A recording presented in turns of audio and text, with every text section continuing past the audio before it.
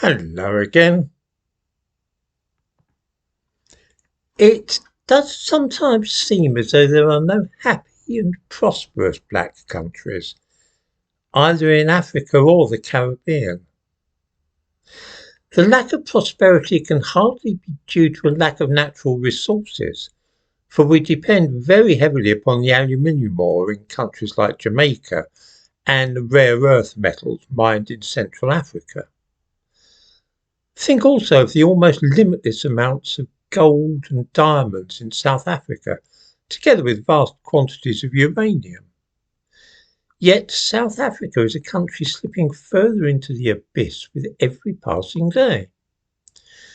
The conditions for agriculture in both the Caribbean and sub-Saharan Africa could hardly be more favourable.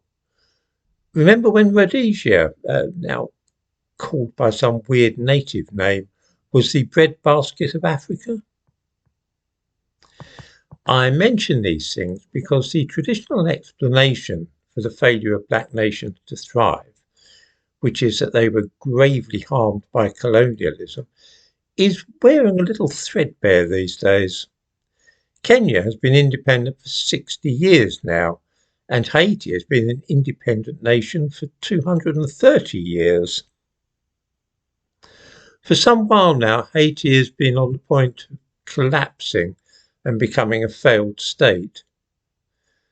So Kenya has offered to send some police officers to patrol the streets there and restore order.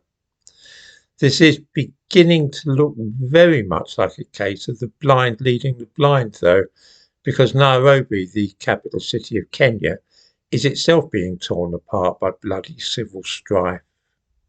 Parts of the Parliament building are on fire and there have been gun battles in the streets.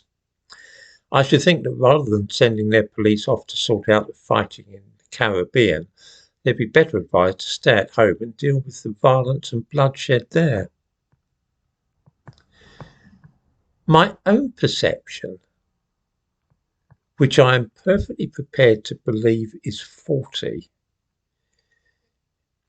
is that former colonial possessions in Africa and the Caribbean were safer, quieter, and better off when the British were running them. Jamaica's murder rate was one of the lowest in the entire world before it was granted independence in 1962, and now, a little over 60 years later, their murder rate is one of the highest in the world. Rhodesia and South Africa were doing better materially for black people and white when they were under white rule.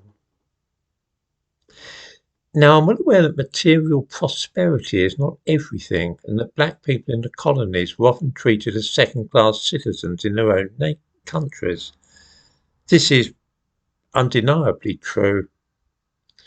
However, their standard of living was often better than now after decades of freedom and self-rule. There are some interesting points to consider here, because of course the same argument could easily be made about animals in circuses and zoos. They tend to be healthier and have longer lifespans than their cousins living freely in the wild, but they themselves are not free.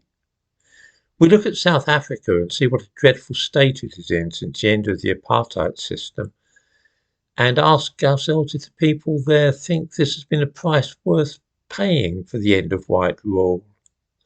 Free they certainly are now in a way which they were not in the days of the pass laws and the Bantustans, but many of them don't have jobs or medical care, and a lot are starving. I am one who values this freedom, probably more than I value being well off, and I don't think I'd wish to surrender it and live under the rule of a foreign elite. So I quite understand movements such as Mau Mau and Mkhonto we Sizwe, which fought for independence and to drive out the white rulers of their countries. What I cannot help observing, though, is that none of these colonies seem to be flourishing in quite the way that they did under white rule. I'm not at all sure why that should be. Nor can I avoid noticing that an awful lot of people from Africa now wish to come and live in Europe and the United States, because these places are better off and safer than their own countries. I am inclined to say that having fought so hard for freedom from white European rule, it's odd that they should now wish to follow their former colonisers back to their own country so they can gain the benefits of living in white-run nations.